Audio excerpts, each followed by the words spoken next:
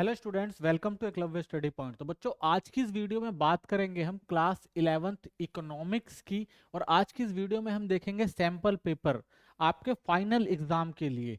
तो पेपर कैसा आता है आपका फाइनल एग्जाम में, उसकी हम तैयारी करेंगे इसके अंदर, और बताएंगे कि किस पैटर्न पे क्वेश्चन बनाए जाते हैं और किस किस तरह के क्वेश्चन आपके पेपर में आ सकते हैं। तो आप इस वीडियो को बिल्कुल ध्यान से देखिए ताकि आपकी पहले से एक रिवीजन हो जाए पेपर की कि आपका फाइनल पेपर कैसे आने वाला है। ठीक है। तो जो आपका अर्थशास्त्र का पेपर है यानी इकोनॉमिक्स का जो पेपर है वो 80 मार्क्स का आता है। ठीक है ना, जिसकी टाइमिंग जो होती है वो 3 घंटे की होती है। ठीक है, दो पार्ट में डिवाइड होता है। पहला जो पार्ट होता है आपका अर्थशास्त्र में सांख्यिकी, और दूसरा जो होता है वो आपका होता है व्यष्टि अर्थशास्त्र। तो दोनों आपके जो होते हैं वो 40-40 मार्क्स के आते हैं। ठीक है ना, दोनों की वेटेज समान होती है। और टोटल इस प्रश्न पत्र में जो है 20 जो है बहुविकल्पीय प्रश्न आते हैं, एमसीक्यू बेस्ड आते हैं जो 1 नंबर के होते हैं। तो 10 नंबर आपका इसमें से और 10 नंबर इसमें से आपका जो है वो एमसीक्यू का आता है। उसके बाद जो आपके लघु उत्तर प्रश्न आते हैं जो 3 अंक के होते हैं। ठीक है, 4 टोटल होते हैं ये, और 60 से 80 शब्द में लिखना होता है इनको। फिर आपका आता है 6 लघु उत्तर प्रकार के प्रश्न होते हैं जो 4 अंकों के होते हैं, जिनको आपको 80 से 100 शब्दों में लिखना होता है। उसके बाद आपका आते हैं 4 जो है वो लॉन्ग क्वेश्चन आते हैं जो 6 मार्क्स के होते हैं, जिनके उत्तर आपको 100 से 150 शब्द में देने पड़ते हैं। ठीक है, तो समान वेटेज होती है, जितना जैसे क्वेश्चन इसके अंदर आते हैं सेम वैसे क्वेश्चन इसके अंदर भी आते हैं। ठीक है, तो ये आपका पूरा एक प्रश्न पत्र का स्वरूप है, किस तरह से आपका पेपर आएगा। अब देखते हैं क्वेश्चन कैसे कैसे आ सकते हैं आपके पेपर में। ठीक है, तो सबसे पहले देखेंगे अर्थशास्त्र में सांख्यिकी के क्वेश्चन। तो देखिए, एक क्वेश्चन जो आपके पेपर में आता है वो आता है अभिकथन और कारण का। ये क्वेश्चन में ज्यादातर बच्चे जो होते हैं वो कंफ्यूज हो जाते हैं, क्योंकि इसके जो दोनों में जो कंपेयर होता है वो कंपेयर कर नहीं पाते बच्चे। तो कंपेयर के लिए आपको सबसे पहले क्या देखना पड़ता है, अभिकथन को बिल्कुल ध्यान से पढ़ना होता है। उसके बाद कारण को आपको बिल्कुल ध्यान से देखना होता है, और देखना पड़ता होता है भाई दोनों के बीच कोई रिलेशन है या नहीं है। ठीक है, तो उसी के आधार पर आपको बताना होता है कि जो अभिकथन है जो कारण है दोनों सत्य हैं, या जो जो आपका जो कारण है वो अभिकथन की सही व्याख्या कर रहा है, ऐसे पूछता है। इसके अंदर ये जो 4 ऑप्शन है, ए और आर दोनों सत्य हैं लेकिन आर ए की सही व्याख्या नहीं करता है। ऐसे ए सत्य है लेकिन आर असत्य है, ए सत्य है लेकिन आर जो है वो सत्य है। तो इस तरह से क्वेश्चन देता है। और देखिए, ये क्योंकि ऑप्शन ही ऐसे हैं कि बच्चों को थोड़ी कंफ्यूजन हो जाती है, लेकिन बच्चों को क्या करना है, सबसे पहले इन दोनों को बिल्कुल ध्यान से पढ़ना है और एक कंक्लूजन निकालना है। जैसे देखिए, इसमें क्या कह रहा है कि अर्थशास्त्र किसी एक आर्थिक तत्व में होने वाले परिवर्तनों की भविष्यवाणी करने में रुचि नहीं ले सकते, क्योंकि यह किसी अन्य तत्व में हुए परिवर्तनों पर निर्भर होते हैं। ठीक है, तो कह रहा है भाई जो भी अर्थशास्त्री हैं जो भी आर्थिक तत्वों में जो परिवर्तन होते हैं, ठीक है, उसमें वो रुचि नहीं ले सकते। क्यों? क्योंकि अन्य तत्वों में भी परिवर्तनों पर निर्भर हो सकता है। तो इसलिए वो कह रहा है कि भाई कि आर्थिक तत्व जो है उसमें परिवर्तन होते हैं, उसकी भविष्यवाणी इसलिए नहीं की जा सकती क्योंकि और भी तत्व जो होते हैं उस पर निर्भर हो सकते हैं। वहीं इसका अगर कारण की बात करें तो कहता है कि सांख्यिकी किसी घटना के भविष्य के व्यवहार की भविष्यवाणी करने में सहायता करती है, क्योंकि भविष्य का अनुमान अतीत और वर्तमान में उपलब्ध सांख्यिकी के आंकड़ों के आधार पर किया जाता है। ठीक है, तो देखिए ये दो हमें दे दिए। अब इसमें अगर हमें कंक्लूजन निकाले तो क्या निकाल सकते हैं। देखिए, ये जो दिया हुआ है अगर हम इसको सही अर्थों में पढ़ें तो कैसे पढ़ेंगे। देखो, अर्थशास्त्री किसी भी आर्थिक तत्व में होने वाले परिवर्तनों की भविष्यवाणी करने में रुचि ले सकते हैं। देखिए, जो अर्थशास्त्री होते हैं कोई भी परिवर्तन आता है तो उसकी भविष्यवाणी करने में वो रुचि ले सकते हैं, क्योंकि वो तथ्यों के आधार पर और परिवर्तनों को समझ जाते हैं। ठीक है, तो इसमें लेकिन क्या कह रहा है कि भाई वो रुचि नहीं लेंगे, लेकिन हम अगर सही से देखें तो वो रुचि ले सकते हैं। ठीक है, तो इसका मतलब पहला जो हमारा हम देख रहे हैं गलत हो गया साबित। सांख्यिकी किसी घटना के, देखो सांख्यिकी जो होती है किसी घटना के व्यवहार की भविष्यवाणी करने में सहायता करती है, क्योंकि भविष्य का अनुमान अतीत और वर्तमान में उपलब्ध। भविष्य में कोई भी घटनाएं होती हैं उसका अगर हम देखें आधार जो होता है वो क्या होता है, भूतकाल और वर्तमान काल ही तो होता है। तो इसलिए अर्थशास्त्री क्या करते हैं, जो भी चीजें तय करते हैं वो सांख्यिकी के आधार पर करते हैं, भाई कोई चीज बढ़ेगी या घटेगी। ठीक है, तो ये जो चीजें कह रहा है ये क्या कह रहा है, बिल्कुल सही कह रहा है। यानी इसका अगर हम कारण देखें तो क्या है, बिल्कुल सही है। तो वही चीज है कि सांख्यिकी अतीत और वर्तमान के उपलब्ध आंकड़ों के आधार पर भविष्यवाणी की घटनाओं के व्यवहार की भविष्यवाणी करने में सहायता करती है। ठीक है, तो ये वाला जो हमारा सही है और ये जो गलत था, और सही हमारा क्या होगा, वो रुचि ले सकता है। तो इसलिए जो हमारा आंसर होगा वो क्या होगा, वो आंसर होगा हमारा डी, ए सत्य है लेकिन आर जो है वो असत्य है। यानी सॉरी, ए असत्य है लेकिन आर जो हमारा सत्य है। यानी अगर हम बात करें कि ए जो हमारा है वो असत्य है, ये गलत साबित हो गया क्योंकि कह रहा है रुचि नहीं ले सकते, लेकिन रुचि ले सकते हैं। लेकिन आर हमारा सत्य बिल्कुल सही है कि भाई जो भी सांख्यिकी अर्थशास्त्री जो भी अर्थशास्त्री होते हैं वो सांख्यिकी को पहले क्या करते हैं, समझते हैं, उसका भूतकाल क्या था वर्तमान क्या था, उसके बाद वो भविष्य में जो भी परिवर्तन होते हैं उसकी भविष्यवाणी वो कर सकते हैं। ठीक है, पहला आंसर आपका ये हो गया। सेकंड, पाश्चय का सूची क्रमांक किस रूप में व्यक्त किया जाता है? तो इसमें आपको फॉर्मूले याद रखने हैं। तो पाश्चय का जो सूची क्रमांक का जो फॉर्मूला है वो ये है, ठीक है। नेक्स्ट क्वेश्चन, यदि किसी श्रेणी का औसत दशमलव संख्या में है तो कार्ल पियर्सन के सहसंबंध की गणना के लिए कौन सी विधि प्रयोग की जानी चाहिए? ठीक है, तो औसत में दे रखा है, तो जब औसत दशमलव हमें पता होती है तो हम कार्ल पियर्सन के कौन से सहसंबंध का अध्ययन करते हैं? शॉर्टकट विधि का, ठीक है। तो शॉर्टकट द्वारा हम क्या कर सकते हैं, क्योंकि हमें औसत पता है तो हम शॉर्टकट विधि से उसका आंसर निकाल सकते हैं। नेक्स्ट क्वेश्चन, निम्नलिखित डेटा का उपयोग करके फिशर के आदर्शविद द्वारा मूल्य सूची क्रमांक निकालना। देखिए, मूल्य सूची निकालना है, प्राइस इंडेक्स अगर हम इसमें निकालते हैं, ठीक है, तो इसके अंदर सबसे पहले हमें क्या चाहिए होता है? हमें फॉर्मूला चाहिए होता है, ठीक है ना, बेस ईयर का, और जो हमारा करंट ईयर का फॉर्मूला होता है, जब हम उसको लगाएंगे तभी हम क्या कर सकते हैं। तो फॉर्मूले आपको याद करने पड़ेंगे, तो आप फॉर्मूले अच्छे से याद कर लीजिएगा। तो फॉर्मूला आपका जो होता है वो अंडर रूट में जो सम होता है P1 और Q1 का, इनटू में हमारा सम ऑफ P1 Q1 अपॉन में हमारा P0 Q0, और यहाँ पे हमारा आ जाता है अपॉन में P0 Q0, इनटू में 100 कर देते हैं, तो ये फॉर्मूला है। तो हमारा P1 और Q1 को हम क्या करते हैं? मल्टीप्लाई करते हैं। ये देख लीजिए, P1 और Q1 को पहले मल्टीप्लाई कर देंगे, तो ये हमारा P1 हो गया, और ये Q0 हो गया, तो इनको मल्टीप्लाई करेंगे।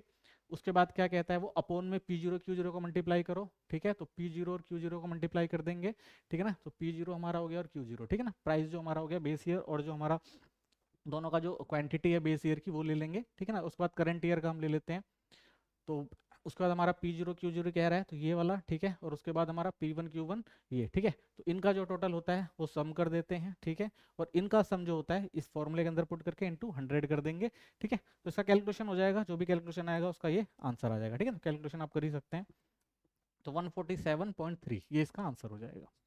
नेक्स्ट क्वेश्चन, लास्पेयर के सूची क्रमांक में भार किससे संबंधित होता है? ठीक है, तो भार किससे संबंधित है? दिए गए किसी भी विकल्प से नहीं, आधार वर्ष, वर्तमान वर्ष, दोनों की मात्राएं, वर्तमान वर्ष की मात्राएं, या आधार वर्ष की। तो लास्ट पर जब हम सूची क्रमांक की बात करते हैं तो लास्ट पर क्या कहते हैं? तो वो कहते हैं एक भारित संकल्प मूल्य सूचकांक, यानी वेटेज एग्रीगेटिव प्राइस, जिसमें आधार अवधि की मात्राओं को भार के रूप में उपयोग किया जाता है, ठीक है ना। तो लॉस पेयर किसकी बात करते हैं? आधार वर्ष में जो मात्राएं होती हैं उनके भार का उपयोग करने की बात करते हैं, ठीक है ना। तो उसे हम क्या कहते हैं? लास्ट पेयर का मूल्य सूचकांक। तो यह विधि आधार अवधि की मात्राओं के भार के रूप में उपयोग की जाती है, ठीक है। तो इसका आंसर क्या हो जाएगा? बिल्कुल सही, डी, आधार वर्ष, ठीक है ना, बेस ईयर लिया जाएगा। यदि किसी स्थान पर सभी वस्तुओं के मूल्य आधार अवधि की कीमतों की तुलना में 35% कम हो जाएं, तो स्थान का मूल्य सूची क्रमांक अब कितना होगा? यदि पहले वस्तु की जो आधार अवधि थी उससे उसकी कीमत कितनी हो गई? 35% कम हो गई है, ठीक है। तो मान लीजिए अगर 100 थी आधार वर्ष का मूल्य, हम मान लेते हैं 100 ही था बिल्कुल, उसके बाद गिरावट कितनी आई है? 35% की। तो 35% अगर हम निकालेंगे तो कितना आ जाएगा? 35 अपॉन 100 इंटू 100 कर देंगे, तो आ जाएगा कितना हमारा? 35 आ जाएगा, ठीक है। और 35 हम क्या करेंगे? जो हमारा टोटल था उससे क्या कर देंगे? आधार वर्ष का जो मूल्य था उससे 35 को माइनस किया तो कितना आ गया? 65। तो इसका आंसर क्या हो जाएगा आपका? 65, ठीक है। नेक्स्ट क्वेश्चन देखते हैं कि दिए गए आंकड़ों में पढ़ें, यह कहा गया है कि कला, ठीक है ना, मान लिया आर्ट्स के जो स्टूडेंट्स हैं 300 हैं, ठीक है ना, कॉमर्स के जो स्टूडेंट्स हैं वो कितने हैं आपके? 400 हैं, और साइंस के जो स्टूडेंट्स हैं वो 300 छात्र हैं। यह आंकड़ा साख की कौन सी विशेषताएं बताता है? ठीक है, तो ये सारे हमारे आंकड़े हैं, संख्याओं में दिए गए हैं, ठीक है। जब आंकड़े संख्याओं में देते हैं और हमें पता है कि भाई कि तथ्यों के आधार पर दिए जा रहे हैं, क्योंकि हमें पता भाई कौन सी क्लास में कितने बच्चे हैं, ठीक है, तो हम कह सकते हैं कि भाई 300 और 200 छात्र कुल योग हैं, सब है ना, और प्रतिनिधित्व करते हैं, इसलिए तथ्यों का एक संग्रह है, ठीक है ना। तथ्यों को इकट्ठा किया गया ना, जितने स्टूडेंट्स होते हैं उतने तो बताए जाते हैं, तथ्यों का संग्रह हो जाएगा इसका आंसर, ठीक है। तो इसका आंसर हो जाएगा आपका तथ्यों का संग्रह, बी, ठीक है। नेक्स्ट, हिस्टोग्राम किस स्थिति में तैयार किया जाता है? असतत श्रृंखला, निरंतर श्रृंखला, व्यक्तिगत श्रृंखला। तो निरंतर को हम क्या कह देते हैं? कॉन्टिन्यूअस सीरीज भी कह देते हैं, सतत भी कह देते हैं, ठीक है। तो इसमें से कौन सा आंसर सही होगा आपका? तो कह सकते हैं हिस्टोग्राम एक विशेष बार चार्ट है जहां डेटा यानी सतत कॉन्टिन्यूअस होता है, ना कि असत डिस्क्रीट। तो इसमें स्तंभों के बीच कोई रिक्तता नहीं होती। तो जो हम बात करते हैं हिस्टोग्राम की, तो हिस्टोग्राम में जो हमारा ग्राफ, जो हमारा पाई चार्ट बनाते हैं हम ग्राफ के ऊपर, तो उस बार चार्ट के अंदर क्या होता है कि वो कॉन्टिन्यूअस में चलता है, ठीक है ना, उसके अंदर गैप नहीं होता, तो इसलिए उसे हम क्या कहते हैं? वो होता है कॉन्टिन्यूअस, ठीक है ना, यानी निरंतर, सतत, कॉन्टिन्यूअस कह सकते हैं, ठीक है ना, सतत कह सकते हैं इसे।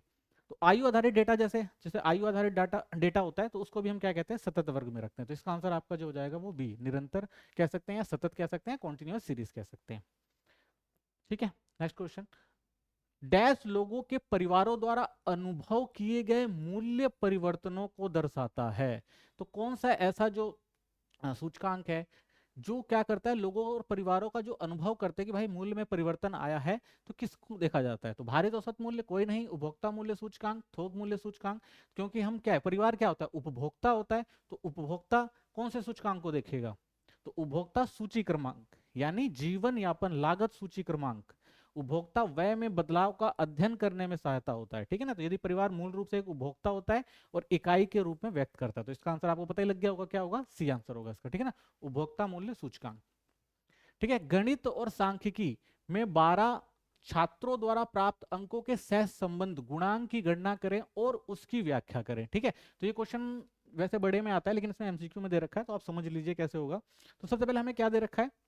हमें दे रखा है गणित में अंक और सांख्यिकी के अंक दे रखे हैं। ठीक है ना? दोनों को दे रखे हैं, हमें स्टेट्स के दे रखे हैं और मैथ के दे रखे हैं। तो ये हमारे पास अंक है। तो वो क्या कह रहा है, किससे निकालो? सह संबंध गुणांक की गणना से निकालो।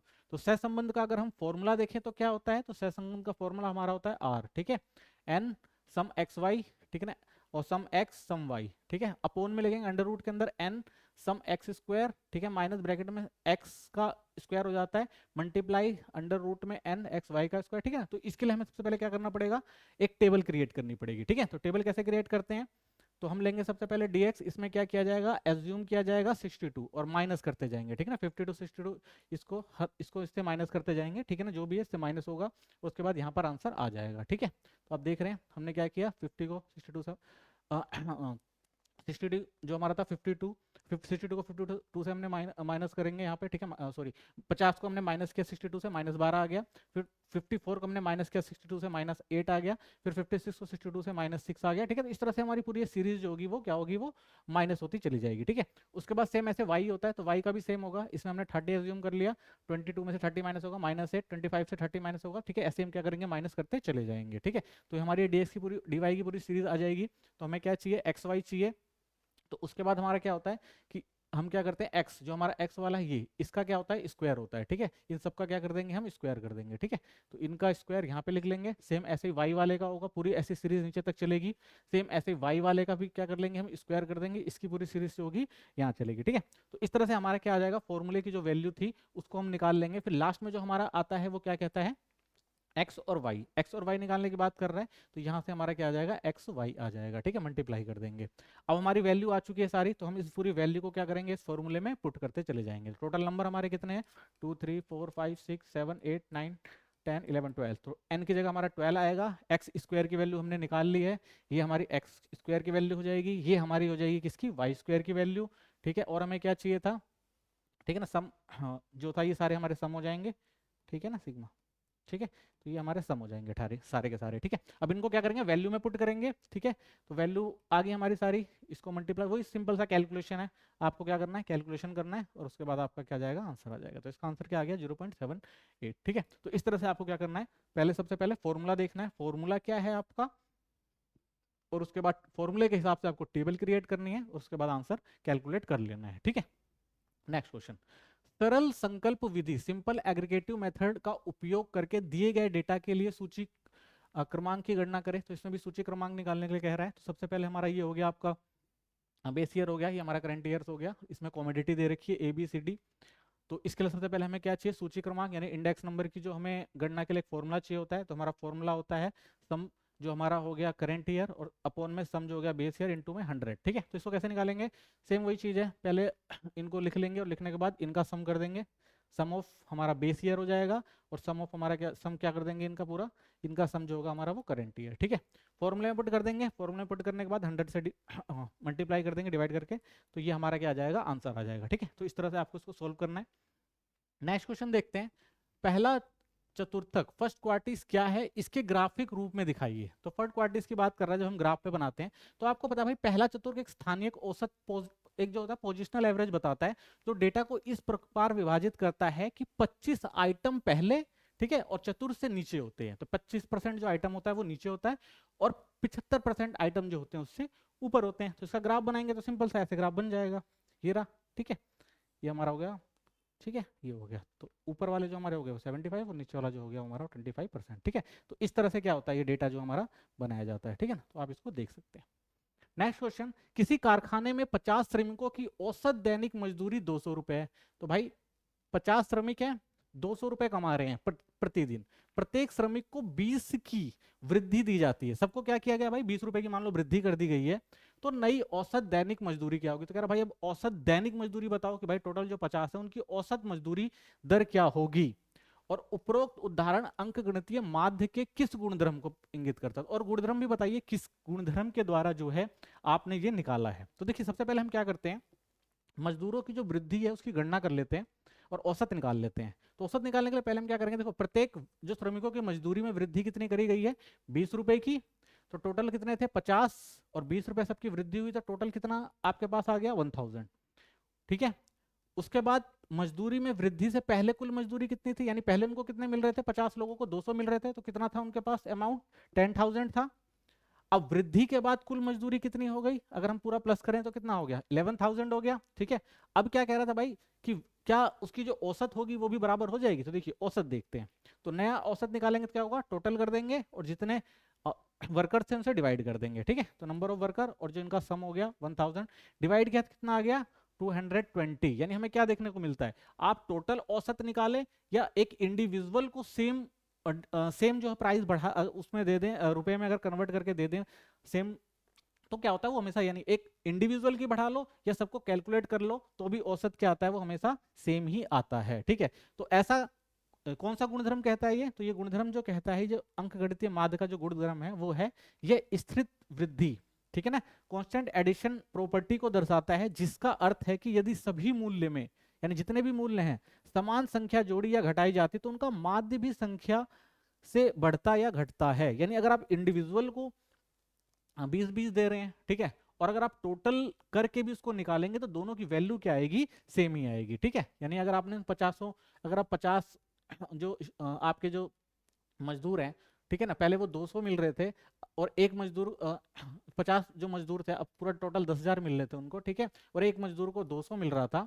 ठीक है, और आपने क्या, एक मजदूर को 20 रुपए बढ़ा दिए तो उसकी कितनी मजदूरी हो गई, 220 रुपए हो गई। ठीक है, तो एक की 220 हो गई, लेकिन अगर आपको टोटल कर दिया जाए, ठीक है ना, और उसका औसत निकाला जाए तो भी कितना आया, 220 आया। यानी दोनों तरीके सेम है, यानी अगर हम माध्य निकालते हैं तो माध्य से भी सेम ही आता है। तो इसे क्या कहा जाता है कि अगर आप एक की मात्रा को बढ़ाएं या सबकी मात्रा को कॉन्स्टेंट बढ़ाएंगे तो उसका आंसर भी हमेशा क्या आता है, सेम ही आता है। ठीक है ना, कॉन्स्टेंट रहता है वो।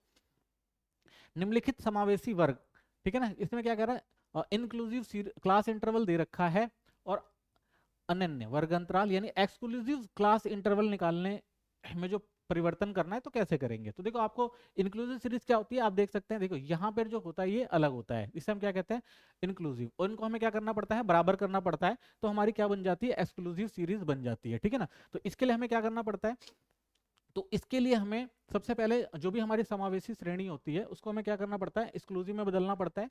तो उसके लिए सबसे पहले हम क्या कहते हैं, एक करेक्शन फैक्टर के हिसाब से निकाल सकते हैं। इसको क्या कर लेते हैं कि इसको और इसको, इन दोनों को ले लेते हैं, इसको इससे माइनस करके 2 से डिवाइड कर देते हैं, तो हमारा कितना आ जाएगा, 0.5।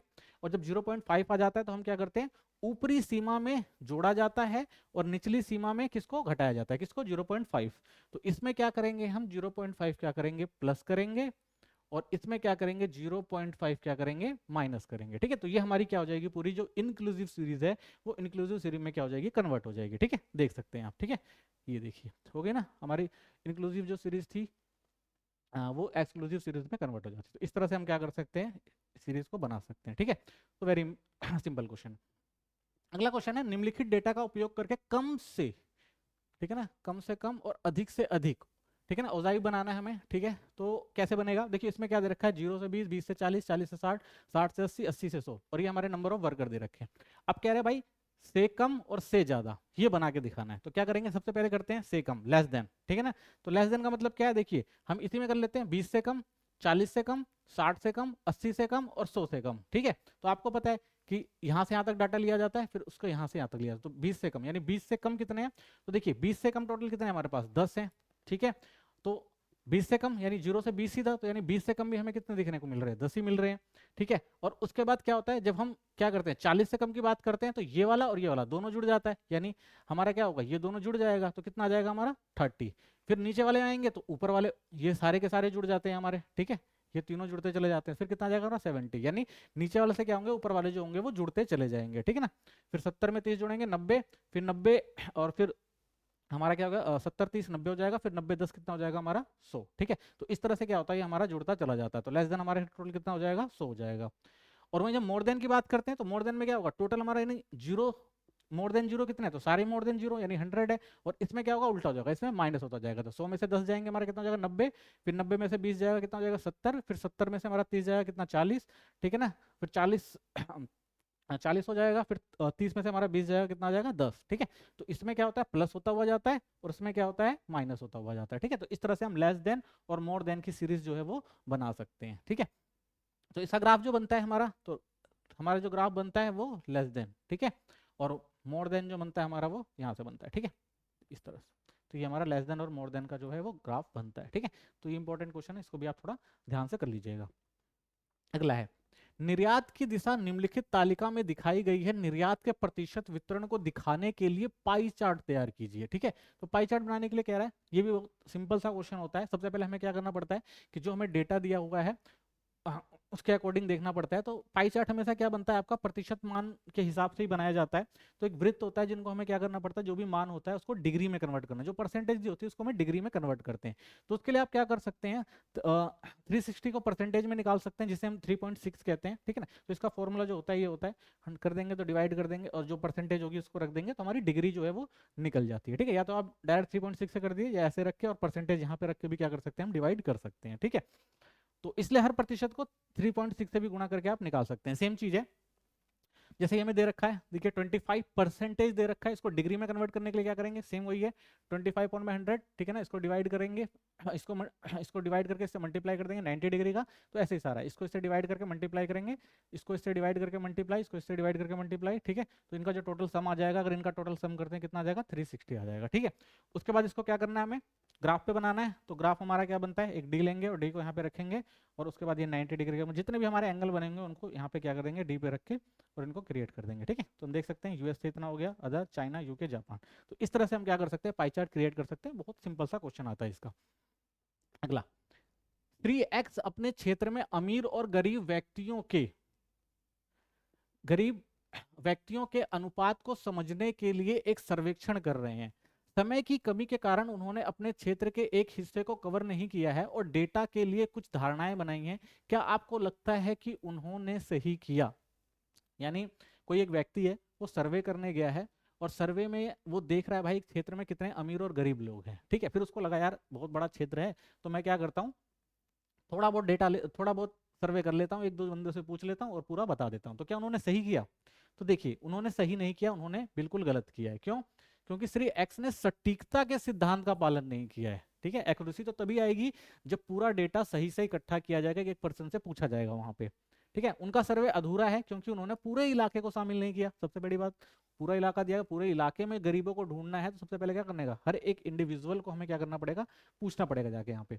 पूरे क्षेत्र को शामिल किए बिना सर्वेक्षण के परिणाम संपूर्ण और सटीक नहीं होते। ठीक है ना, तो आधे लोगों से पूछ के आ जाओगे तो नहीं होगा वो सही। सर्वेक्षण का मतलब है पूरे इलाके में जाओ, पूरे क्षेत्र की जानकारी इकट्ठा करो, तभी जो डाटा होगा वो एक्यूरेट होगा। तो बिना ठोस डेटा किए गए अनुमान हमेशा डेटा संग्रह को गलत और अविश्वसनीय बना सकते हैं। यानी बिना ठोस सबूत के अगर आप कोई भी डेटा लेकर आ रहे हैं तो उसकी विश्वसनीयता नहीं रह जाती। ठीक है, तो इसलिए जो इन्होंने सर्वे किया है वो सही नहीं माना जाएगा, वो गलत सर्वे माना जाएगा। ठीक है, नेक्स्ट क्वेश्चन, पिता की ऊंचाई इंच में और उनके पुत्रों की ऊंचाई के बीच में सहसंबंध, यानी पिता और पुत्र की जो हाइट है उसमें सहसंबंध बताना है। तो सहसंबंध के लिए सबसे पहले आपको दे रखा है, ये हो गए पिताजी और ये हो गए बेटा जी। ठीक है, अब इसमें क्या करना है आपको, सहसंबंध गुणांक, इसका फॉर्मूला पता है आपको क्या है? फॉर्मूला सबसे पहले याद रखना है, बिना फॉर्मूले के आप क्वेश्चन नहीं कर पाएंगे, तो प्लीज आप फॉर्मूले जरूर याद करके जाएं। ठीक है, सबसे पहले इसमें क्या निकालते हैं, माध्य निकालते हैं। तो माध्य निकालने का फॉर्मूला क्या होता है, इससे निकलता है। इसमें हम क्या करते हैं, इसको पूरा टोटल करते हैं। इस टोटल को कितने, जितने ये नंबर हैं, टोटल 8 नंबर है, उनसे हम क्या करते हैं, डिवाइड करते हैं। जो आंसर आता है उसको इससे माइनस करते चले जाएंगे। ठीक है, ये आया। अब पूरे इसको इससे माइनस करो, फिर इसको इससे माइनस करो, फिर इसको इससे, सबको माइनस करते हुए पूरा डेटा कंप्लीट करो, किसका, एक्स निकालने का। ठीक है, सेम y निकालने का भी सेम ऐसे ही है। ठीक है, इनका टोटल करो, इनके टोटल को 8 से डिवाइड करो, और डिवाइड करने के बाद जो आएगा इस पूरे को क्या करो, उससे माइनस करते चले जाओ। ठीक है, और यहाँ पर लिखते चले जाओ। ठीक है, ये हो जाएगा। उसके बाद क्या करना है, ये जो आपका x आया है, ये पूरा जो x है आपका, इसका क्या कर दो आप, स्क्वायर कर दो। तो सबका क्या हो जाएगा, आपका ये स्क्वायर हो जाएगा, उसका सम आ जाएगा। सेम y वाले में भी क्या करो, इसका स्क्वायर कर दो।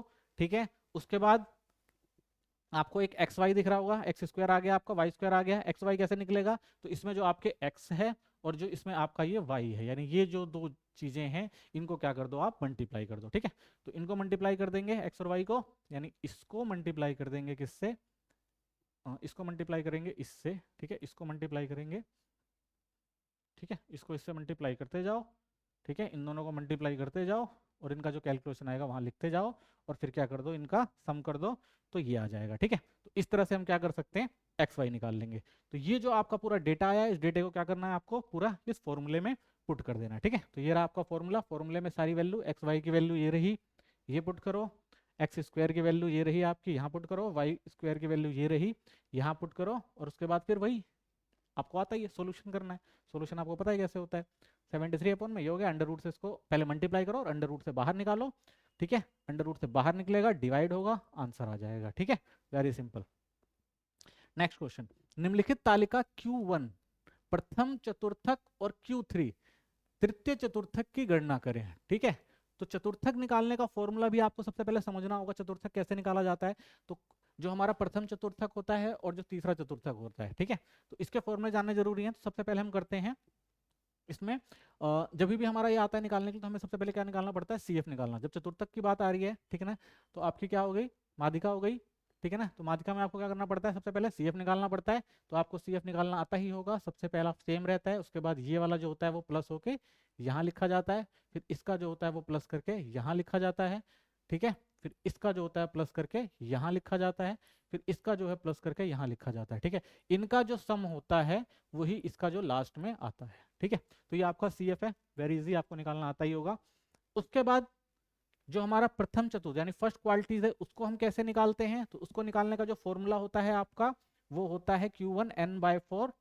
ठीक है ना, टर्म। तो क्या करेंगे, टोटल हमारा कितना 40 है, और फॉर्मूले का 4 डिवाइड किया तो कितना आया, 10th आइटम आया। ठीक है, 10th आइटम आ गया। उसके बाद हमारा फॉर्मूला क्या होता है, Q1 का आपको पता ही है, CF का सिंपल फॉर्मूला जो आप पहले से यूज करते आए हो, तो Q1 का फॉर्मूला हमारा ये होता है। अब ये सारी चीजें कहाँ से मिलेंगी, तो ये सारी चीजें हमें यहाँ से मिलेंगी। ठीक है, कैसे मिलेंगी, तो हमारा कितना आया था 10। ठीक है, तो 10 हमारा कहाँ है, ये रहा। ठीक है, जब 10 हमारा ये होता है, तो इसके ऊपर वाला क्या हो जाता है हमारा CF, और इसके बगल वाला क्या हो जाता है हमारा F, और ये जो हमारा हो जाता है ये लिमिट हो जाती है, लोअर लिमिट। ठीक है, और उसके बाद इन दोनों का जो गैप होता है वो हमारा क्या हो जाता है, C। ठीक है, तो ये रही चीजें यहाँ लिख दी गई हैं, 5 से 10 वाला। ठीक है, अब इसको क्या करना है, इन्हीं सब चीजों को सीधा फॉर्मूले में पुट करना है। तो फॉर्मूले में पुट करना आपको आता ही है, क्या करना है। ठीक है, आपको पता ही है, L5 हो गया, n/4 हमारा 10 आया था, आपको पता है। ठीक है, CF हमारा 4 था।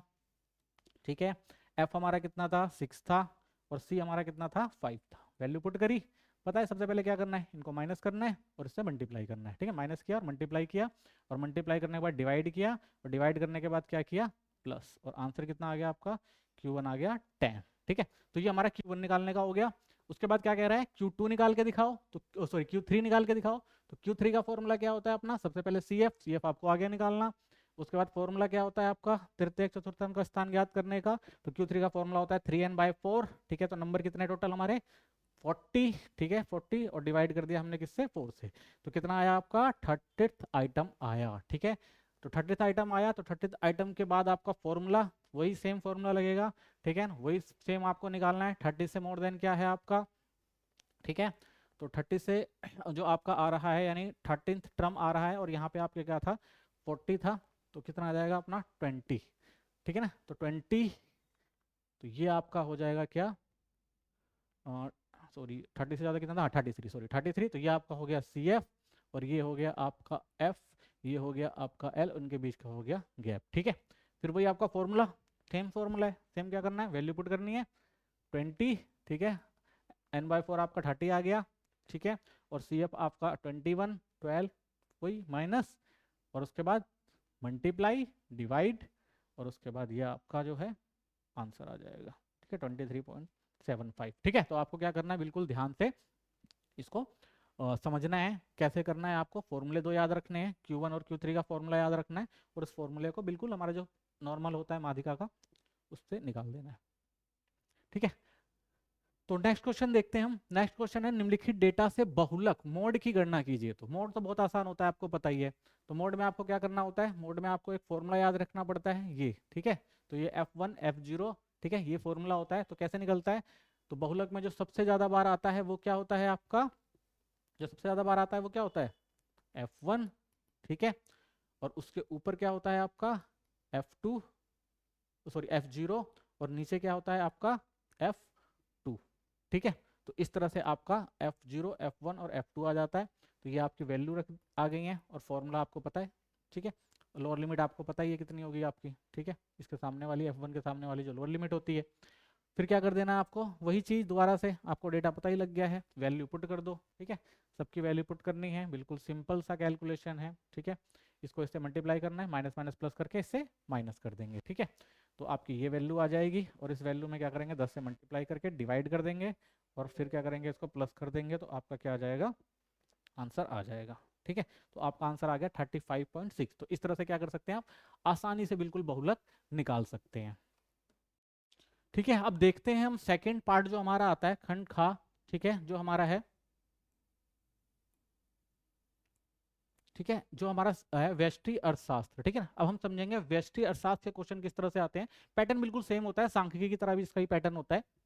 देखिए, यदि एक सरल रेखीय आपूर्ति वक्र स्ट्रेट लाइन सप्लाई कर्व मूल बिंदु ओरिजिन से होकर 60 का कोण बनाती है, तो यह क्या दर्शाता है। ठीक है, यानी अगर एक जो भी रेखा है वो अगर आपूर्ति वक्र के क्या मूल बिंदु से होकर जा रही है और 60 का कोण बना रही है, तो आपका आंसर क्या होगा इसके अंदर। ठीक है ना, तो इसका आंसर आपका होगा, यदि आपूर्ति वक्र मूल बिंदु से होकर गुजरती हुई एक सीधी रेखा पे जाती है, ठीक है, सीधी रेखा पर जाती है, तो आपूर्ति की लोच हमेशा एक होती है। इसका मतलब है कि मात्रा के प्रतिशत में परिवर्तन कीमत में प्रतिशत के बराबर होता है। यानी जब मात्रा में प्रतिशत और परिवर्तन और कीमत में प्रतिशत बराबर होगा, तो इसका मतलब आपका आंसर क्या होगा, ईएस कितना होगा हमारा, 1 होगा। ठीक है, तो इसका आंसर आपका कितना आ जाएगा, 1 आ जाएगा।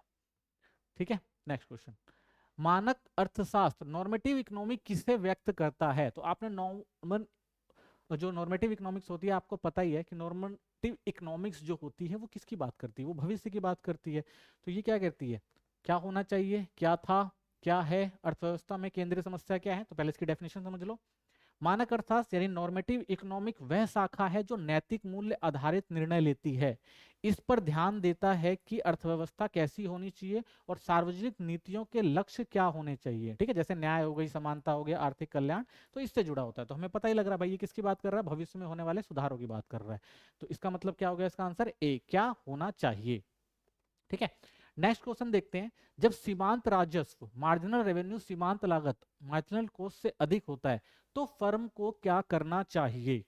ठीक है, क्या कह रहा है कि अगर मार्जिनल रेवेन्यू किसके बराबर हो गया है, मार्जिनल कॉस्ट के बराबर हो गया, तो ऐसी स्थिति में क्या करना चाहिए। तो ऐसी स्थिति में जब सीमांत राजस्व यानी एम आर सीमांत लागत एमसी से अधिक होता है, तो फर्म को अधिक उत्पादन करना पड़ता है। ठीक है, और अधिक उत्पादन करना भी चाहिए, क्योंकि इससे लाभ बढ़ेगा, तो संतुलन बिंदु इक्विलिब्रियम लेवल तक क्या होगा, वो पहुंच जाएगा। तो इसलिए उसे क्या करना है, उसे करना है फर्म को उत्पादन बढ़ाना चाहिए।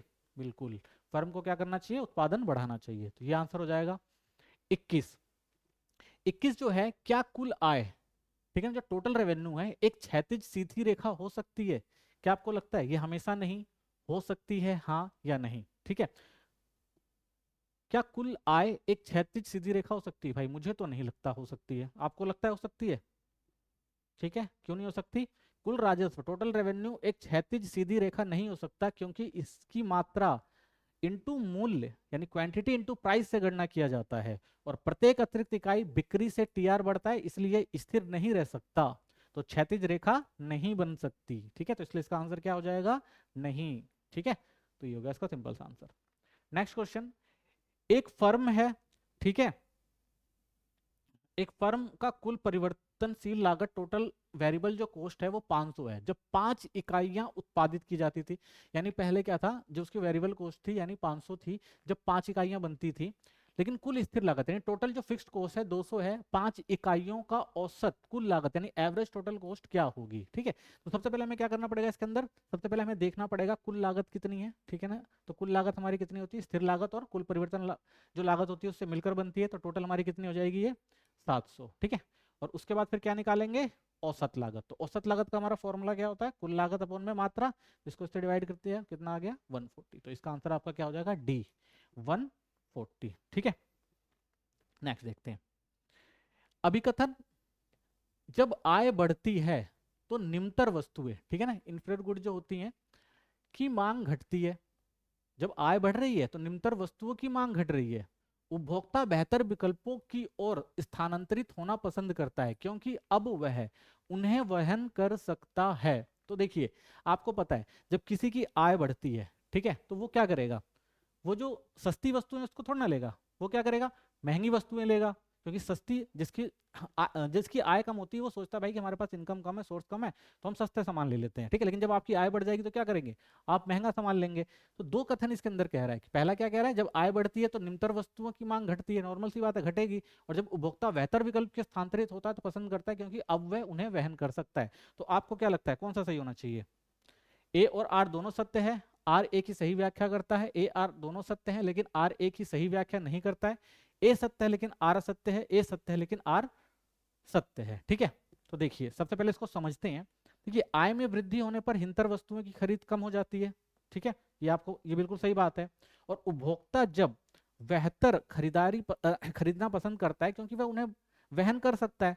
तो हालांकि यह कारण आर सही है लेकिन यह प्रत्यक्ष रूप से कथन ए की व्याख्या नहीं कर रहा है। ठीक है, तो ऐसा हमेशा नहीं होता, तो इसलिए हम कह सकते हैं बी वाला जो हमारा होगा वो सही होगा। ए आर दोनों सत्य हैं लेकिन आर की सही व्याख्या ये नहीं कर रहा है। ठीक है, नेक्स्ट क्वेश्चन देखते हैं, यदि किसी फर्म का मांग वक्र एक क्षैतिज सीधी रेखा है तो सभी फर्म समान मात्रा में वस्तुएं बेचेंगी। फर्म अपने उत्पादन को भिन्न बना सकती है। एक फर्म केवल एक निर्धारित मात्रा बेच सकती है मौजूदा कीमत पर, या एक फर्म मौजूद कीमत पर कोई भी मात्रा बेच सकती है। ठीक है, यदि किसी फर्म का मांग वक्र एक क्षैतिज यानी सीधी रेखा में आ रहा है, मांग वक्र यानी बिल्कुल सीधा है, ठीक है ना, बिल्कुल सीधा आ रहा है, तो इस टाइम में वो क्या करेगा, एक फर्म मौजूद कीमत पर कोई भी मात्रा बेच सकता है ना।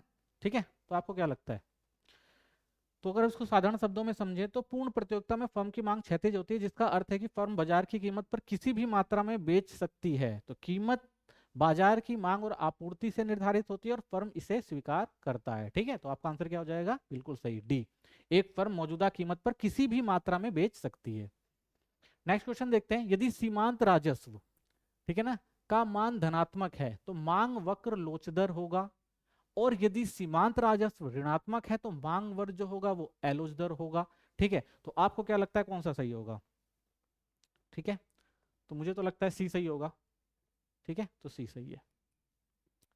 नेक्स्ट क्वेश्चन, उत्पादन बढ़ने के साथ कुल लागत, टोटल कॉस्ट और कुल परिवर्तनीय लागत के बीच का अंतर बताइए। यानी जब उत्पादन बढ़ता है तो उत्पादन बढ़ने के साथ, ठीक है, क्या परिवर्तन देखने को मिलता है, ठीक है, कुल लागत और कुल परिवर्तन लागत होती है ना, तो उसके बीच में क्या अंतर देखने को मिलता है, इसमें कोई नहीं, घटता है, बढ़ता है या स्थिर रहता है। तो देखिए, उत्पादन बढ़ रही है, कुल लागत भी बढ़ रही है और कुल परिवर्तन लागत भी बढ़ रही है, तो इसका मतलब क्या है, स्थिर रहना चाहिए इसको। ठीक है, तो ये क्या रहेगा, स्थिर। जब उत्पादन बढ़ता है तो कुल लागत और कुल परिवर्तन लागत भी बीच में अंतर स्थिर रहता है क्योंकि यह अंतर कुल स्थिर लागत के बराबर हो जाता है। ठीक है, तो इसका आंसर क्या होगा आपका डी, स्थिर। विक्रेता किस बाजार संरचना में कीमत को प्रभावित नहीं कर सकता है। ठीक है, तो विक्रेता किस बाजार में संरचना को कीमत को प्रभावित नहीं कर सकता, जहां पर क्या होगी, अगर पूरी परफेक्ट कंपटीशन है तो वहां पर उपभोक्ता क्या नहीं करेगा, कभी भी जो होगा वो कीमत को प्रभावित करने की कोशिश नहीं करेगा क्योंकि उसके अंदर एक से ज्यादा बायर और सेलर होते हैं। ठीक है, तो इसका आंसर आपको क्या लगता है, ठीक है, डी, तो पूर्ण प्रतिस्पर्धा यानी पूर्ण प्रतियोगिता में सभी फर्मों के उत्पादन समान होते हैं, इसलिए खरीदार किसी विशेष फर्म के उत्पादन को अलग नहीं मानते हैं। तो यह उत्पादन भेदभाव शून्य होता है और फर्म मूल्य कोई भी नियंत्रण नहीं रख सकती है। तो आंसर आपका हो गया डी, पूर्ण प्रतियोगिता यानी परफेक्ट कंपटीशन। ठीक है, अगला नेक्स्ट क्वेश्चन देखते हैं। ऐसे 3 कारण बताइए जो एक आर्थिक समस्या को जन्म देते हैं। ठीक है, तो आर्थिक समस्या उत्पन्न होने के 3 प्रमुख कारण कौन कौन से हैं? तो देखिए, पहला कारण, मनुष्यों की इच्छाएं जो हैं वो असीमित हैं। ठीक है, तो आपको पता ही है कि आपकी इच्छाएं जो हमेशा क्या रहती हैं? असीमित रहती हैं। आप हमेशा और ज्यादा चीजें चाहते हैं। तो एक इच्छा पूरी होने के बाद दूसरी इच्छा उत्पादन होती है, जिससे इच्छाओं का चक्र कभी समाप्त नहीं हो सकता। ठीक है, तो पहली आर्थिक समस्या ये है। अब दूसरी समस्या क्या है इसके अंदर? संसाधन सीमित होते हैं। संसाधनों की मात्रा तो सीमित है, आपकी इच्छाएं कितने भी हो, ठीक है, लेकिन अगर आपके पास पैसा नहीं है, इनकम नहीं है, तो वो इच्छाएं क्या है? वो सीमित ही रह जाएंगी, जिससे हर व्यक्ति की सभी इच्छाओं को पूरा करना संभव नहीं होता और संसाधनों का आवंटन की समस्या उत्पन्न हो जाती है। ठीक है, तो ये दूसरी समस्या है। तीसरी समस्या, संसाधनों के वैकल्पिक उपयोग होते हैं। तो सीमित संसाधनों का विभिन्न कार्यों में उपयोग किया जा सकता है। यदि कोई व्यक्ति संसाधन को एक कार्य में उपयोग करता है तो वह इसे किसी अन्य कार्य में नहीं लगा सकता, तो इसलिए वो क्या करता है भाई? संसाधनों का वैकल्पिक उपयोग करेगा। क्योंकि भाई अगर उसको लगता है कि भाई जो उसकी इनकम में है वो 2 चीजें खरीद सकता है, ठीक है, और उससे 2 चीजें ज्यादा फायदा देंगी, तो वो एक चीज क्यों खरीदेगा? तो वो क्या करेगा? वैकल्पिक वैकल्पिक उपयोग की जो होती है वो कोशिश करता है। तो ये जो 3 कारण हैं जो एक आर्थिक समस्या को जन्म देते हैं। ठीक है, नेक्स्ट क्वेश्चन। दिए गए शेड्यूल के आधार पर उत्पादन संभावना वक्र, ठीक है ना, के आकार पर टिप्पणी करें। तो उत्पादन संभावना वक्र है, तो इसके ऊपर पूछ रहा है भाई क्या आप टिप्पणी करना चाहेंगे? तो देखिए, यहाँ पे अगर हम देखें तो इसकी मार्जिनल अपॉर्चुनिटी जो कॉस्ट है, यानी पहले हम देखें तो जीरो गुड्स एक, तो गुड्स वाई अगर उसने क्या नाम है गुड्स एक्स को बढ़ाया, तो गुड वाई में क्या करना पड़ेगा? उसे कॉम्प्रोमाइज करना पड़ेगा। तो पहले 0 यूनिट इसके थे तो इसके 20 थे, इसका 1 हुआ तो 18 हो गया, 2 हुआ तो 14 हो गया, 3 हुआ तो 8 हो गया और इसका 4 हुआ तो 0 हो गया। ठीक है, तो अब इसमें देखते हैं हम हमारा, तो एमओसी यानी मार्जिनल अपॉर्चुनिटी कॉस्ट में क्या परिवर्तन आया? देख रहे हैं 2 4 6 8, क्या हो रहा है ये? ठीक है, बढ़ता हुआ दिखाई दे रहा है। तो इसका मतलब हम इसमें क्या टिप्पणी करेंगे? तो इसमें हम टिप्पणी करेंगे सीमा लागत, जो मार्जिनल जो सीमांत लागत है हमारी, ठीक है, अपॉर्चुनिटी कॉस्ट बढ़ रही है, जिसका अर्थ है कि अधिक गुड एक्स के उत्पादन के लिए वाई गुड का त्याग बढ़ता जा रहा है। यानी वो ज्यादातर क्या कर रहा है? गुड वाई को कम करके गुड एक्स पे ज्यादा जोर दे रहा है, क्योंकि यहाँ पे उसको ज्यादा फायदा दिख रहा है। तो इसलिए उत्पादन संभावना जो वक्र है, पीपीसी है, मूल बिंदु ओरिजिन की ओर क्या होगा? वो अवतल होता जाएगा। ठीक है ना, यानी वो शिफ्ट कहाँ होता जाएगा? वो धीरे धीरे शिफ्ट होता जाएगा इस साइड। ठीक है, यानी हाँ, वो धीरे धीरे क्या होगा? इसकी इकाइयों को छोड़ के और इसकी इकाइयों को लेता जाएगा। ठीक है, अगर ये आपका जो है वो, अगर ये आपका x है, ये y है, तो वो क्या कर रहा है? y को कम कर रहा है ना। तो अगर वो y को कम कर रहा है तो इसका मतलब क्या है? y को कम कर रहा है तो ये वाला जो पार्ट होगा वो क्या होगा? वो ऊपर जाएगा। ठीक है ना, y वाला ऊपर जाएगा और x वाला जो होगा वो खसकता चला जाएगा। ठीक है, तो ये चीज देखने को मिलेगी।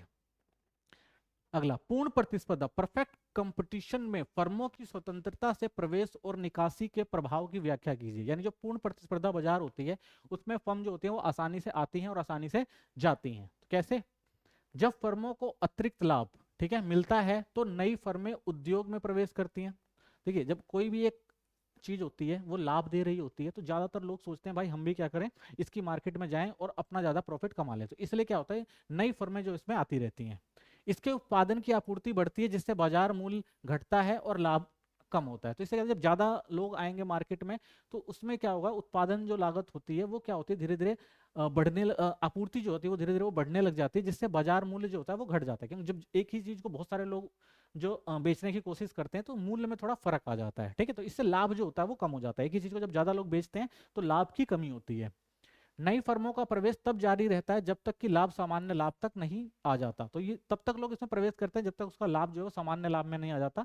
ठीक है, नहीं तो अगर लाभ नहीं होता तो वो क्या करते हैं? छोड़ भी सकते हैं। तो इसके विपरीत क्या होगा? जब फर्मों को घाटा होगा तो क्या करेंगे? उद्योग से बाहर निकल जाते हैं।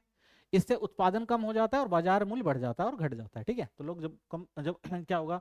फर्में कम होंगी, ठीक है, फर्म कम होंगी तो सामान कम बनेगा तो प्रॉफिट जो होगा वो ज्यादा होगा। तो उद्योग से बाहर निकलने की प्रक्रिया तब तक चलती जब तक घाटा समाप्त नहीं होता। तो भाई वो उद्योग से बाहर तब निकलेंगे जब उनको लग रहा है भाई घाटा ज्यादा हो रहा है, तो घाटे को समाप्त करने के लिए वो क्या करेंगे? बाजार से बाहर निकल जाते हैं। ठीक है, तो कह सकते हैं कि दीर्घकालीन जो रूप में सभी फर्मों में केवल सामान्य लाभ ही अर्जित कर पाती हैं। तो देखा जाए तो जितनी भी फर्में इसके अंदर सिर्फ क्या होता है? सामान्य लाभ ही इनको मिलता है। ठीक है, नेक्स्ट क्वेश्चन। आय में परिवर्तन का किसी वस्तु की मांग पर क्या प्रभाव पड़ता है? ठीक है, तो आय में परिवर्तन का किसी वस्तु की मांग पर क्या प्रभाव पड़ेगा?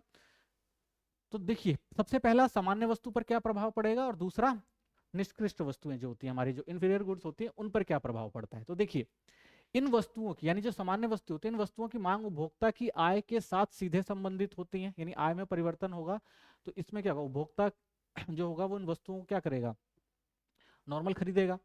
आय बढ़ने पर मांग बढ़ती है और आय घटने पर मांग कम हो जाती है, उदाहरण फुल क्रीम दूध, दालें, चने आदि। ठीक है, तो यानी अगर भाई आय बढ़ रही है तो वो क्या करेगा, सामान अच्छी क्वालिटी का सामान लेना, यानी जो सामान्य चीजें हैं उनको और लेना शुरू कर देगा, तो उससे क्या होगी, मांग बढ़ जाएगी। ठीक है, वहीं इसका निकृष्ट वस्तुएं जो इनफेरेट गुड्स होती हैं उन पर क्या प्रभाव पड़ता है, तो इन वस्तुओं की मांग उपभोक्ता की आय के साथ विपरीत संबंधित होती है। ठीक है ना, यानी आय बढ़ने पर मांग जो है वो घटती है और आय घटने पर मांग बढ़ती है, उदाहरण मोटे अनाज, ठीक है ना, स्किम जो दूध होते हैं, ठीक है ना, जो थोड़े लो कैटेगरी के दूध होते हैं।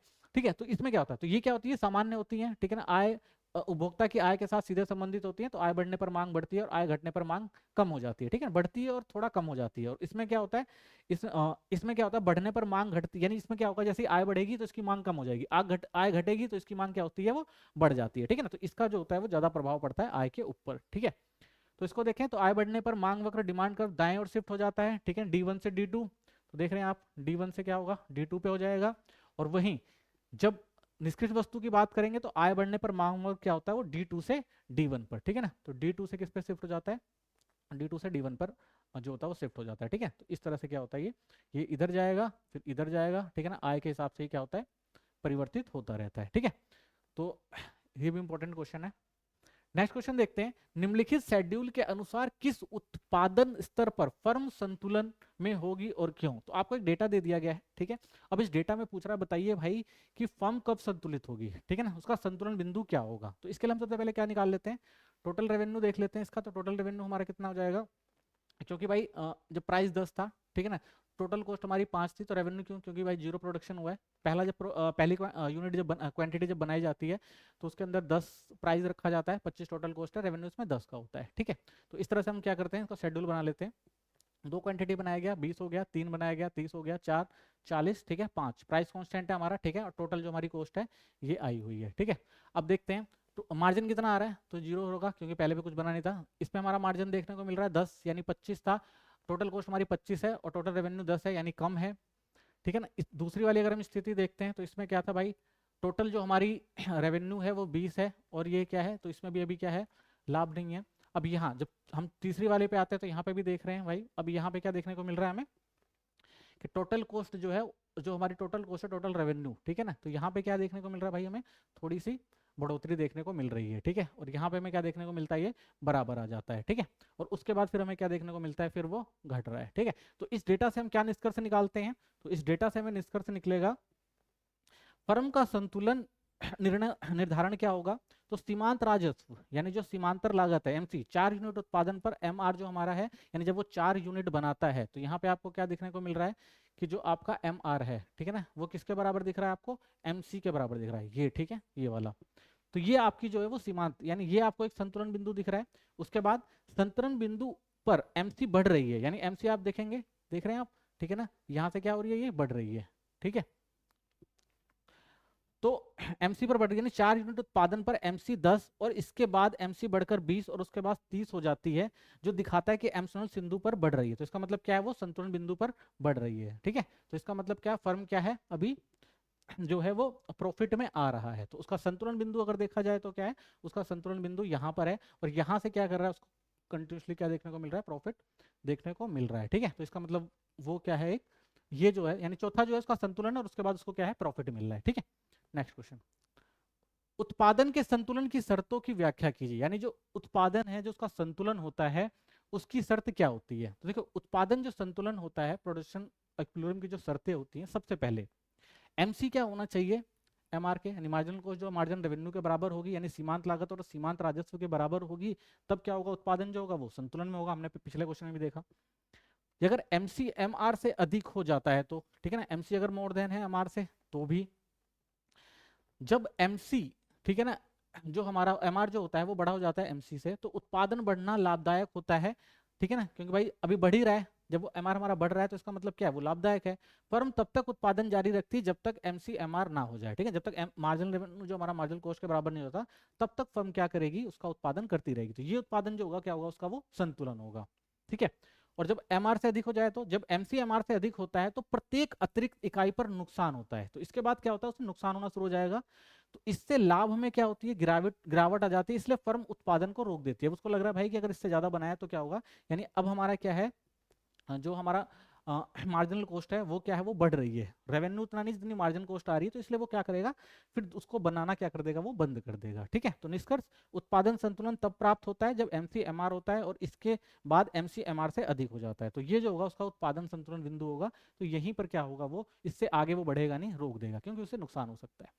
नेक्स्ट क्वेश्चन, किसी वस्तु की कीमत दी गई है तो उपभोक्ता यह निर्णय कैसे करेगा कि कितनी मात्रा खरीदनी है।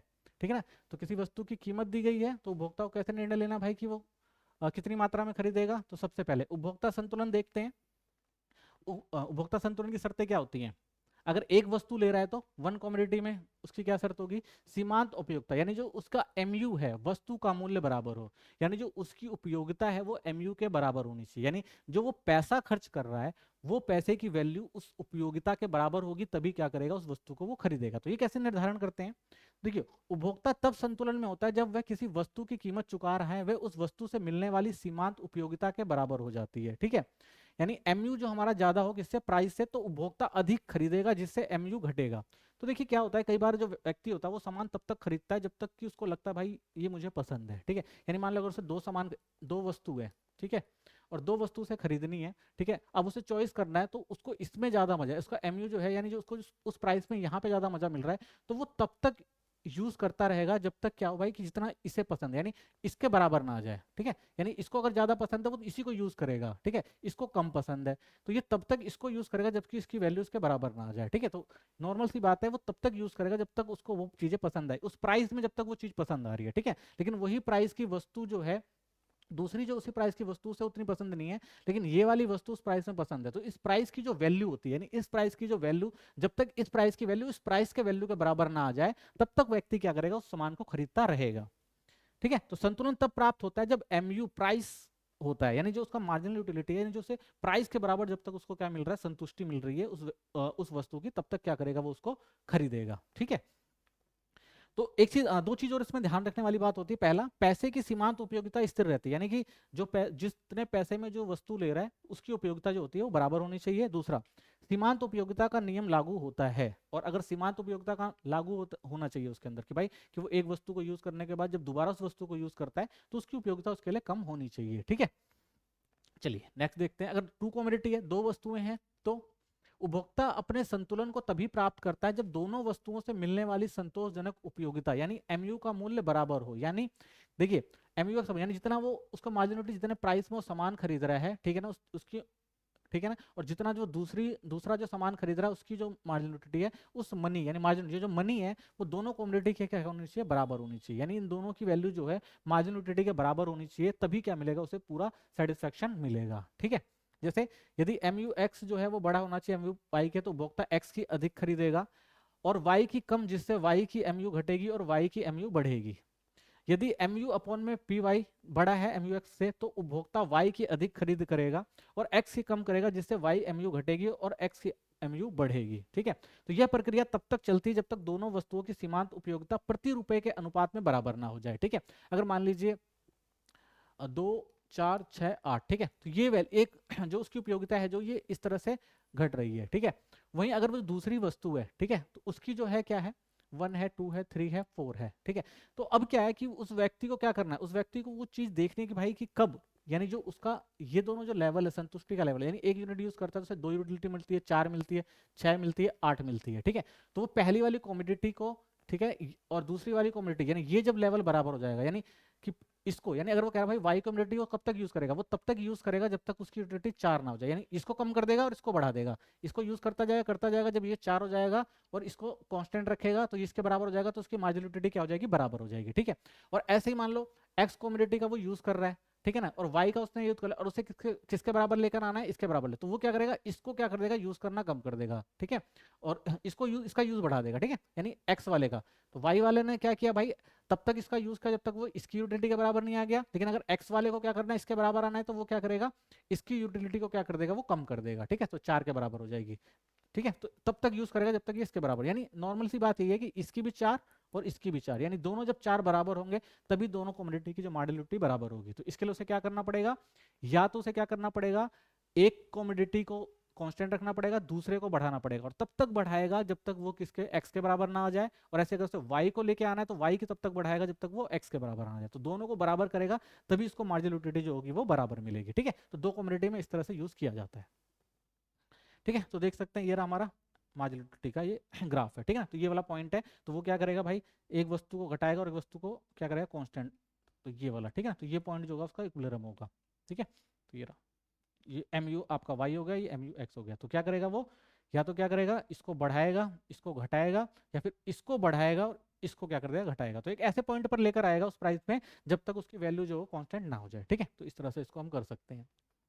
नेक्स्ट क्वेश्चन, श्री सोहन सिंह एक छोटे स्तर की इकाई का संचालन करते हैं जो कुर्सियों और अन्य फर्नीचर बनाती हैं। निम्नलिखित जानकारी पढ़ें और दिए गए प्रश्नों के उत्तर दें। तो सोहन सिंह जी है वो क्या करते हैं भाई, कुर्सी बना रहे हैं जिसमें दैनिक श्रमिकों का वेतन 5,000 है। ठीक है, भवन का मासिक किराया जो देते हैं वो 5,000 देते हैं, कच्चे माल की लागत उनको 10,000 की आती है, बीमा जो वो देते हैं वो 2,000 का देते हैं। ठीक है, तो ये उनकी फर्नीचर की जो कुछ कीमतें दी हुई हैं।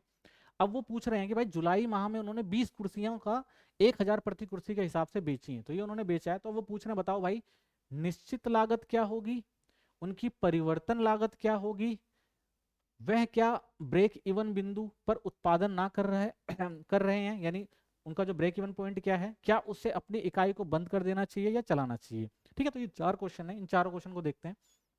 सबसे पहले देखते हैं स्थिर लागत, फिक्स कॉस्ट क्या होती है। तो फिक्स कॉस्ट आपकी होती है मासिक किराया प्लस बीमा लागत। ठीक है ना, तो मासिक किराया और बीमा लागत को प्लस कर देंगे, कितना आ गया हमारा 700। तो ये हमारी स्थिर लागत आ गई, आपको पता है फिक्स कॉस्ट जो होती है। फिर आता है परिवर्ती लागत यानी वेरिएबल कॉस्ट क्या होती है। तो वेरिएबल कॉस्ट में आपको आता है दैनिक मजदूरी और कच्चे माल की लागत। ठीक है, ये आ गई, इन दोनों को हमने प्लस कर दिया तो ये हमारा क्या आ गया, वेरिएबल कॉस्ट आ गई। ठीक है, फिर क्या वह ब्रेक इवन पॉइंट पर उत्पादन कर रहे हैं, यानी क्या वो संतुलन बिंदु पर है, क्या उनको जो जितना फायदा उतना ही मुनाफा हो रहा है। ठीक है, यानी तो क्या उनको और आगे बढ़ाना चाहिए इसको। तो देखिए ब्रेक इवन पॉइंट क्या होता है, ब्रेक इवन पॉइंट वह स्थिति होती है जब कुल आय कुल लागत बराबर होती है, जब टोटल रेवेन्यू टोटल कॉस्ट के बराबर होता है तो हम उसे क्या कहते हैं, ब्रेक इवन पॉइंट। ठीक है ना, तो वो स्थिर उस जगह होता है, यानी ना उसका लाभ हो रहा होता है ना ज्यादा घाटा हो रहा होता है। ठीक है ना, बराबर होता है। ठीक है, तो कुल लागत हमारी कितनी होगी, तो हम क्या करते हैं फैक्टर कॉस्ट और वेरिएबल कॉस्ट को प्लस कर देते हैं, तो हमारी कुल लागत कितनी आ गई, टोटल कॉस्ट ये आ गई। ठीक है ना, अब वेरिएबल कॉस्ट देख लेते हैं, सॉरी कुल रेवेन्यू देख लेते हैं, टोटल रेवेन्यू, ये तो उनकी कॉस्ट लगी हुई है। ठीक है ना, वो कुर्सी पे जो कॉस्ट लगा रहे हैं इतनी लग रही है। अब देख रहे हैं वो कमा कितना रहे हैं, तो टोटल रेवेन्यू क्या होता है हमारा, प्राइस इंटू क्वांटिटी। तो 1,000 रुपए में उन्होंने 20 क्वांटिटी बेची है तो कितना आया, 20,000। तो इससे हमें देखने को मिल रहा है कि हमारा टोटल जो कॉस्ट है टोटल रेवेन्यू के बराबर नहीं है। यानी हमें क्या दिखाई दे रहा है, साफ तौर पर दिखाई दे रहा है कि ये जो है वो 2,000 घाटे पे चल रहे हैं। तो क्या करना चाहिए उनको, अगला क्वेश्चन यही कहता है कि क्या उनको कंटिन्यूअस करना चाहिए या उनको काम अपना बंद कर देना चाहिए। ठीक है, तो देखिए क्योंकि टीसी जो हमारा टोटल कॉस्ट कम है टोटल रेवेन्यू का, तो इसका मतलब है कि वह ब्रेक इवन पॉइंट से नीचे कार्य कर रहे हैं, यानी उसे अभी नुकसान हो रहा है, तो वो ब्रेक इवन पॉइंट पे नहीं है, वो ब्रेक इवन पॉइंट से नीचे है। ठीक है, तो अगला क्वेश्चन क्या कहता है, अगला क्वेश्चन कहता है क्या उसे व्यवसाय बंद कर देना चाहिए। व्यवसाय बंद करने का निर्णय लेने के लिए हमें शट डाउन पॉइंट जानना है। देखो व्यवसाय तो बंद करेंगे लेकिन उससे पहले हमें देखना पड़ेगा शट डाउन पॉइंट, यानी कौन सी ऐसी स्थिति होगी जहां पर अब उनको प्रॉफिट मिलने की कोई संभावना नहीं होगी। ठीक है, तो यह वह स्थिति होती है जब कोई फर्म सिर्फ परिवर्तन यानी जो हमारा वेरिएबल कॉस्ट पूरी कर पाती है, यानी अगर मान लीजिए कि उसकी स्थिर लागत तो कंटिन्यूस बनी कोई बात नहीं, लेकिन उसकी जो वेरिएबल कॉस्ट है जो अलग से लगा रहा है अगर वो भी रिकवर नहीं हो पा रहा है तो उसको क्या करना चाहिए, वो चीजें बंद करने देनी चाहिए। ठीक है, तो देखते हैं, तो एवरेज रेवेन्यू की बात करते हैं तो 20,000 और 20, तो एवरेज रेवेन्यू हमारा कितना आ रहा है, 1,000 आ रहा है। वहीं जब हम परिवर्तन यानी एवरेज वेरिएबल कॉस्ट की बात करते हैं तो वो हमारा कितना आ रहा है, 750 आ रहा है। ठीक है, यानी अगर हम देखें तो हमारा जो वेरिएबल कॉस्ट है, अगर हम सिर्फ वेरिएबल कॉस्ट की बात करते हैं एवरेज वेरिएबल कॉस्ट की, तो वो लगभग इसके बराबर आ रहा है। यानी कि औसत परिवर्तन लागत अभी मतलब ठीक ठाक ही है, एबीसी हमारा ठीक ठाक ही, इतना ज्यादा कम नहीं है। तो इससे हम किस कंक्लूजन में पहुंच सकते हैं, तो इससे हम इस कंक्लूजन में पहुंच सकते हैं क्योंकि वह अभी अपनी परिवर्तन 750 को कवर कर पा रहे हैं, यानी जो उनकी जो जो वेरिएबल कॉस्ट है यानी जो अलग से लगा रहे हैं, ठीक है ना, स्थिर कॉस्ट को हटाकर वो अभी क्या है वो कवर कर रहे हैं, यानी जो वेरिएबल कॉस्ट लगा रहे हैं वो उनको मिल जा रहा है। ठीक है, स्थिर लागत नहीं निकल रही है लेकिन परिवर्ती लागत जो है उनको मिल रही है।